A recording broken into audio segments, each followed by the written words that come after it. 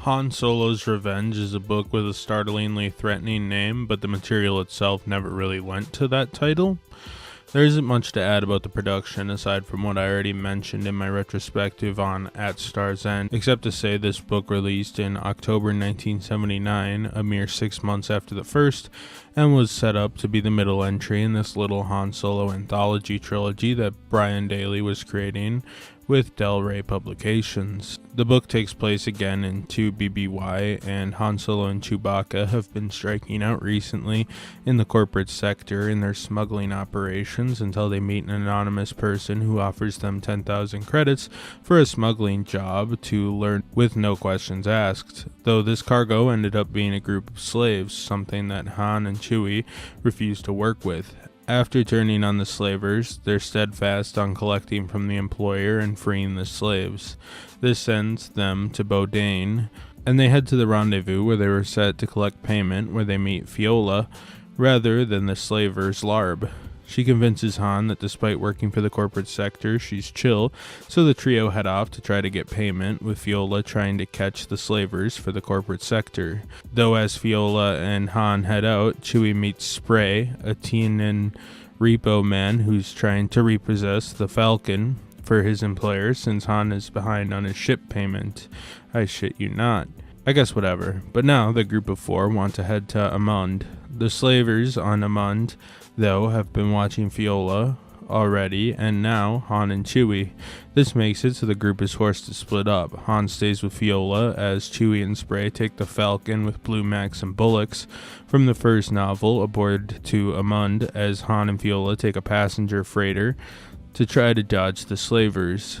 This plan is interrupted, though, as the slavers snuck a bomb onto the hull of the Falcon, blowing up in Amund's atmosphere and stranding Chewie and Spray on the mountain, while the droids make off to find help in a lifeboat.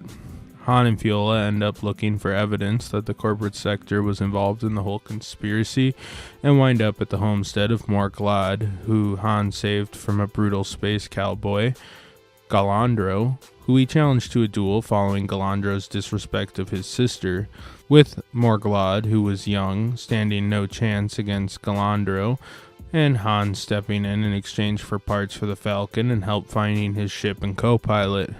Han survives the duel, humbling Galandro, and sets off to find Chewie. They find Chewie and Spray as the slavers find Han and the gang, though Galandro and the corporate sector save them, with Spray revealed to be a local corporate sector leader who tries arresting Solo and Chewie, but they escape, capturing Spray and bartering for some time with Fiola before she returns to the corporate sector, and they also collect their 10,000 credits along with their freedom. Han Solo returns for this book, being that these are not so deep adventure novels, not much has changed in the smuggler's life, with he and Chewie traveling the galaxy in search of money when they're caught up in this conspiracy to smuggle slaves and further entanglements with the corporate sector. Han's love interest again shifts to Fiola, who he basically wants to have a fling with since she's hot. Not much has changed since the last novel, though. When the pilot is uncovered, and Spray, their teen and beaver pal, was actually a higher up of the corporate sector authority, they are naturally mad, and he gets his revenge by escaping and collecting ransom for Fiola, who also works with the corporate sector. Not as deep of a revenge plot as one may want given the title, but alas, Chewbacca remains pretty much the same as the previous novel, though he really hates Spray from the start, who is moonlighting as a repo man to force his way into Han's adventure and keep tabs on the smuggler and Fiola. Spray, the little beaver man, turns into a capitalist pig. Anyways, his true name is Oldman. Anyhow, Spray hired Galandro, a gunslinger, onto his team with the full intention to arrest Han Solo till the character's daring escape.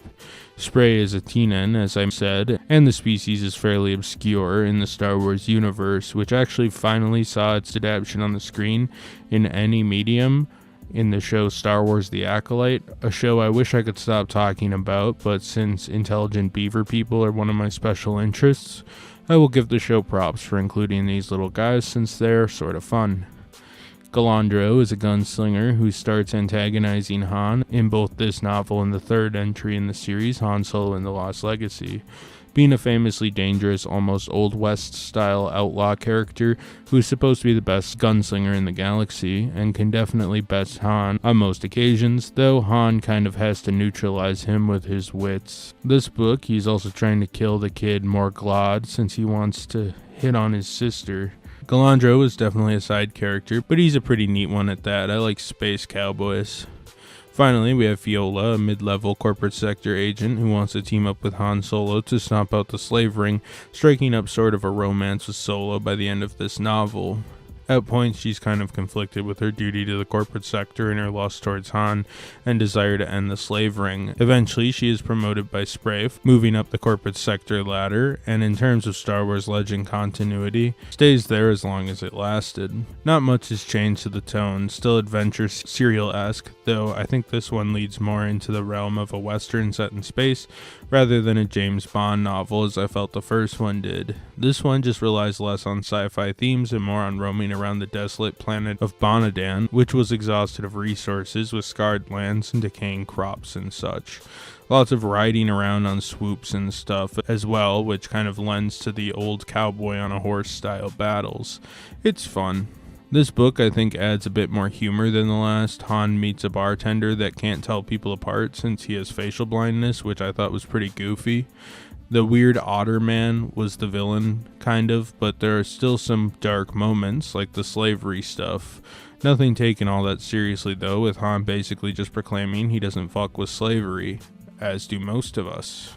Simple enough, I guess, and Daley's writing is fun, much like the first book, making this a fun, breezy experience. Overall, I think this novel is a hair better than the first. I think there's less of a direct threat to Solo and his compatriots just kind of going after slavers before a big double cross, but I also think characters like the gunslinging Galandro was a cool idea for a story like this and adds a more memorable antagonist than the blanket idea of the corporate sector like the first book had.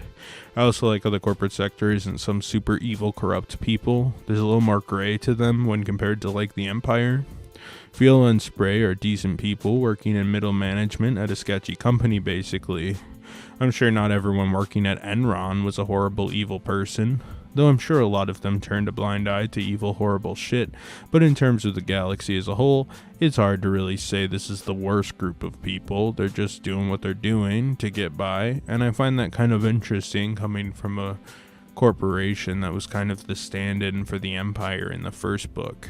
Well, that's it for Han Solo's Revenge. The final novel in this trilogy came out 10 months later and was Han Solo and the Lost Legacy, which we'll look at pretty soon here.